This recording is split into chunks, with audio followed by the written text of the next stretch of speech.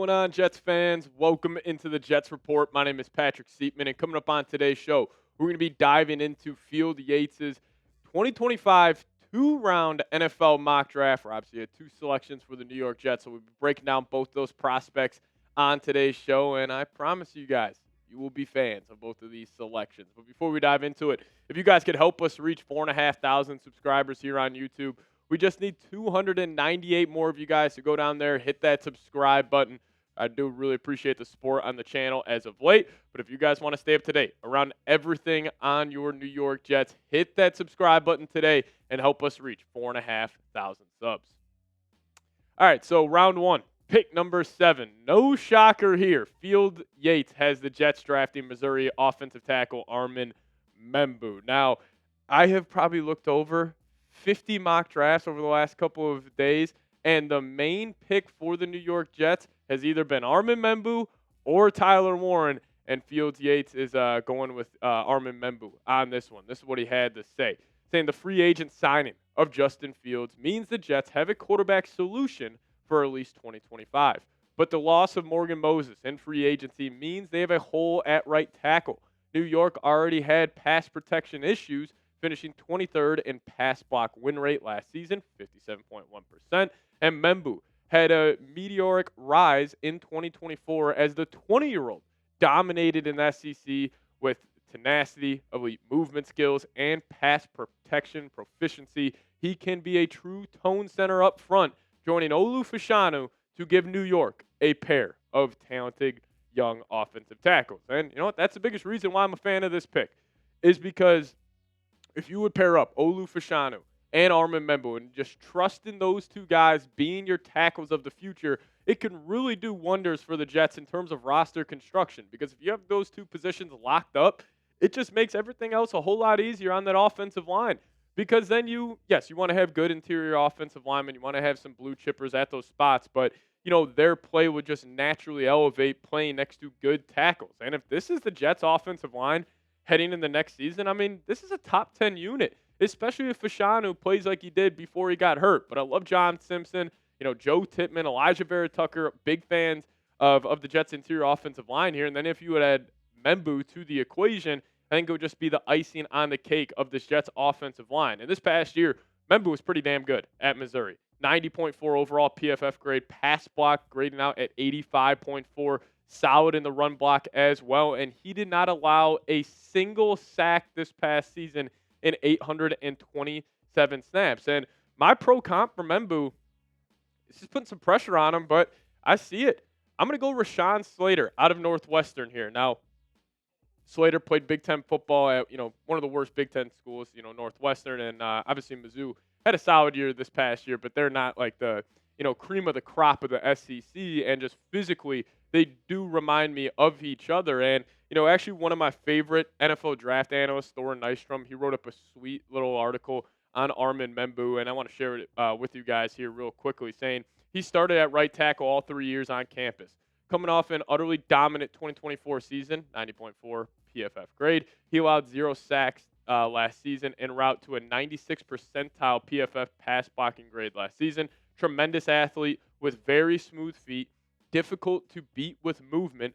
Membou is still only 20 years old with upside left to untap. He sawed off at 6'4", 332 pounds, but Membou has the long arms and athleticism to hang on the boundary at the next level. And I think Membou would be a home run pick. Like, it wouldn't be the flashy pick that Tyler Warren is, just because he was dominant in the college football playoff. And if you just ask the common NFL fan, they would most likely know who Tyler Warren is over a guy like Armand Membou. But I love this selection. I think this would be a home run pick. And, I have completely changed my tune. I was saying, if Tyler Warren's there on the board at pick 7, you take him. But if Membou and Warren are on the board, I think I might lean Membou, mainly because of how deep this tight end class is, and you could potentially land a stud in the second round, which actually Field Yates had the Jets doing just that. So we'll talk about that here in a second. But first, pick 1 the draft. You are new GM, Darren Moogie, and you're on the clock at pick number 7. Who are you taking? Give me an AM for Armand Membou. Give me a TW for the Penn State tight end, Tyler Warren. I think I'm leaning Membou on this one, but either of these two picks, man, it would be a home run in my opinion, for the New York Jets. All right, so round 2, pick number 42, Field Yates had the Jets drafting LSU tight end Mason Taylor. Now, I'm a massive fan of his game. He is a big body tight end, 6'5", 240+ pounds, and he's got really soft hands. He's also got some great late hands. He doesn't show them too early to let the DB or the linebacker get an advantage on him. This guy's really starting to fly up draft boards, and him at pick number 42, I would be a fan of it. But this is what Field Yates had to say, saying, I considered Tyler Warren for the Jets at number 7 before going with Membou. So picking Taylor 1 round later makes sense to fill a hole at tight end. He has exceptional hands and can handle in-line blocking duties. Now, is he the athlete that, let's say, Tyler Warren is, and the, just a freakish nature that Warren has to his game? No, not necessarily. But this guy is more sure-handed. He kind of reminds me of a guy like Tucker Kraft, which we'll break down here in a little bit. But his production was solid this last year. Now, he's not going to blow you away. He's running a lot of underneath routes. That's why the yards per catch only sits at 9.9. But he still had 55 receptions for just over 540 yards.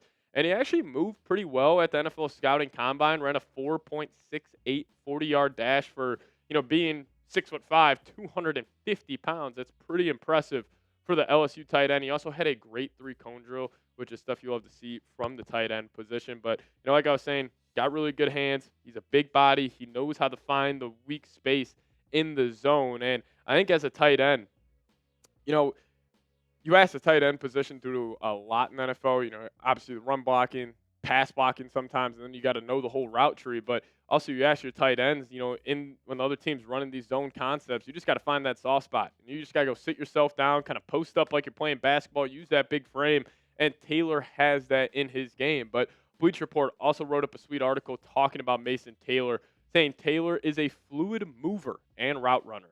He wastes little movement, changing directions, and breaking away from his defender. His route tempo has a veteran-savvy feel. Taylor doesn't foreshadow where he is designed to go. Instead, he uses club and swipe maneuvers to knock down the defender's hands. And that's actually one thing I saw from him when I was watching his tape over the last couple of days, and it does remind me a lot of Tucker Kraft, because Tucker Kraft the same way, great using the hands, coming off the line of scrimmage, just buying himself that extra inch of separation. And in the NFL, sometimes that's all it takes. It's just that one extra move, that one extra swipe, whatever it may be, just to get yourself just that extra inch of separation from the defender. And I think also having a tight end for Justin Fields is going to be key. Have that safety net, that safety blanket where if the play breaks down, he's escaping outside the pocket. He's just got that guy to go dump it down to for a nice little 5 to 6 yard game. But I do expect the Jets, if they don't go tight end in round 1 with Tyler Warren, I would block it in round 2 that they will target, whether it's Mason Taylor, Elijah Arora, one of these top-tier tight ends in the class. But I'll ask you guys this. Grade the mock draft for me. Round 1, pick number 7, they go Armand Membou. Round 2, pick number 42, they go Mason Taylor. Grade it for me down below in the comments section. Give me an A, B, C, D, or F. You guys, let me know your thoughts.